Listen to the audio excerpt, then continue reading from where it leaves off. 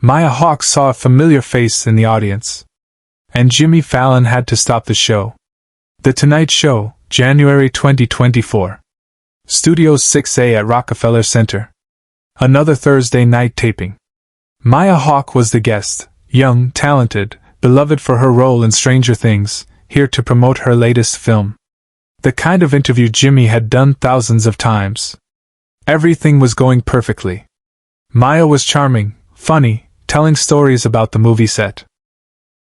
The audience was laughing at all the right moments. Jimmy was in his element, blue cards in hand, timing impeccable. The Roots were ready with bumper music. The cameras captured every angle. Standard late-night television. Safe. Polished. Exactly what viewers expected. Maya was in the middle of answering a question about her favorite scene to film when her eyes drifted past Jimmy, scanning the audience the way guests sometimes do to connect with the crowd. Her voice faltered mid-word. Her entire body went rigid. The smile vanished from her face. Her hand shot up to her mouth. Her eyes locked onto someone in the third row of the tiered audience seating, and she stopped breathing. Jimmy noticed immediately. "Maya? You okay?" She didn't respond. She was staring at the audience with an expression of complete shock, her chest rising and falling rapidly, tears forming in her eyes. Cameras were live when Maya Hawke saw a familiar face in the audience, and Jimmy Fallon had to stop the show because that face explained everything. The audience fell silent. 300 people suddenly uncertain, turning in their seats to see what Maya was looking at. The Roots stopped their quiet background riffing. Questlove leaned forward on his drum kit, concerned. Jimmy stood up from his desk, his blue interview cards slipping from his fingers and scattering across the floor. "Maya, what's wrong? What happened?" Maya's hand was still covering her mouth. When she spoke, her voice was barely a whisper, caught perfectly by her lapel microphone. That's Mrs. Chen." "Who?" "Mrs. Chen. My teacher. From elementary school." Maya's voice cracked. She saved my life." The control room erupted into chaos. Director Dave Diamadi was shouting into headsets. "What's happening? Do we cut? Do we go to commercial?" Producer Gavin Purcell stood behind Dave, hand on his shoulder, watching the monitors intently. "No. Keep rolling. This is real." On stage, Jimmy had stepped out from behind his desk completely, something he rarely did during interviews. He was standing between Maya and the cameras now, blocking her slightly, giving her a moment of semi-privacy in this very public space. "Maya," he said gently, "do you need a minute? We can." "No," Maya interrupted, wiping her eyes with the back of her hand. "No, can she come up here? Can Mrs. Chen come to the stage?" Jimmy looked toward the audience section Maya was staring at. In the third row, an elderly woman with silver-gray hair sat completely still, both hands clasped in her lap, tears streaming down her weathered face. She looked to be in her 70s, wearing a simple cardigan, her eyes locked on Maya with an expression of love and disbelief. Jimmy stopped mid-joke. The entire studio froze. To understand what happened next, you need to understand what happened 15 years earlier, in a small elementary school in New York City. Maya Hawke, daughter of famous actors Ethan Hawke and Uma Thurman, wasn't always the confident young actress America knows today. In 2009, she was an 11-year-old girl struggling with severe dyslexia at a private school in Manhattan. Reading was torture. Writing was impossible. Every day was a battle against letters that seemed to rearrange themselves on the page, words that refused to make sense. Her parents tried everything. Tutors. Specialists. Different schools. Nothing worked. Maya felt stupid, broken, convinced she'd never be able to learn like other kids. The other students noticed.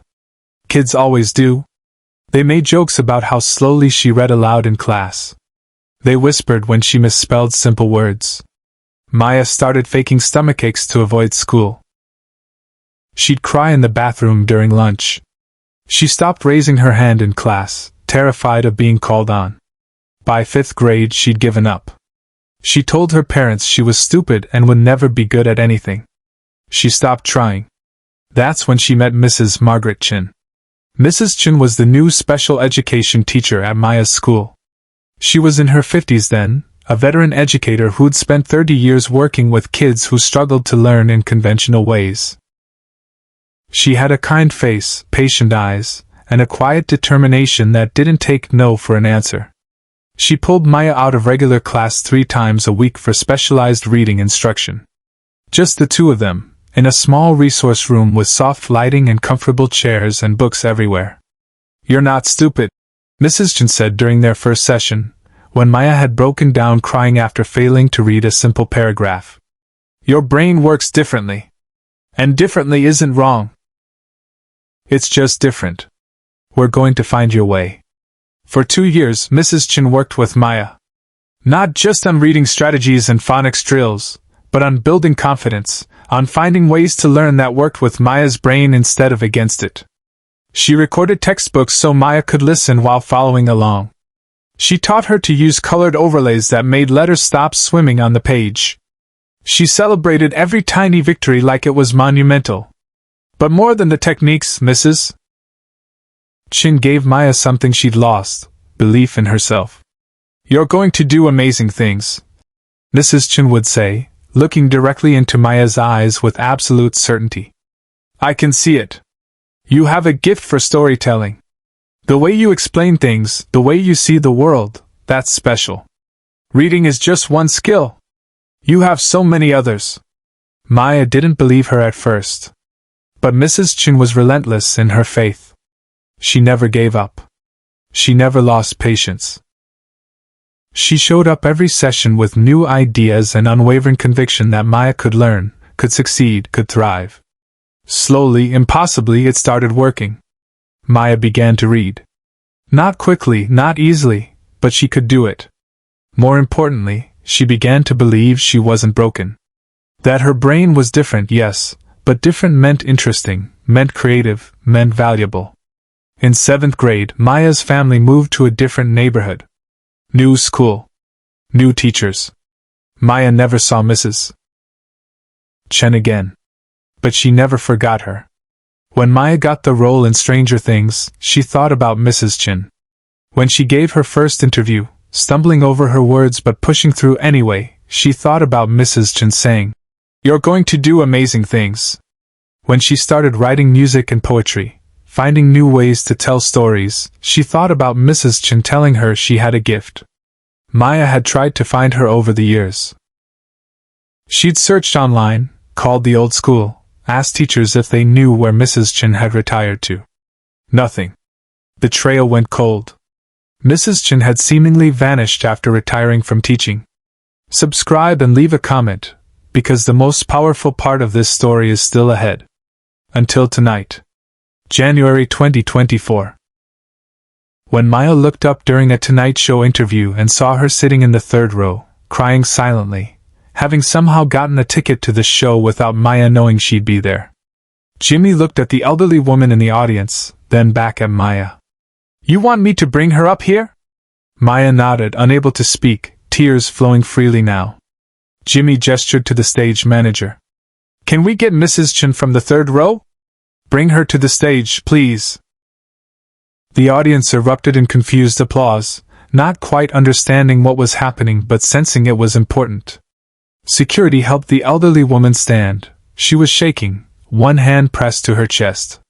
With assistance, she made her way down the aisle toward the stage. Jimmy met her at the steps, offering his hand to help her up. "Mrs. Chen, I'm Jimmy.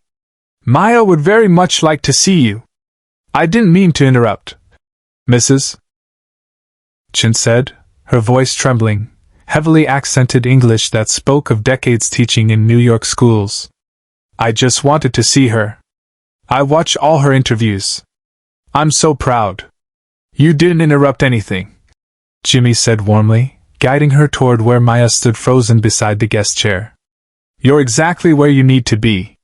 Behind the scenes, Fallon made a decision that defied every producer's expectation. Maya saw Mrs. Chen approaching and broke.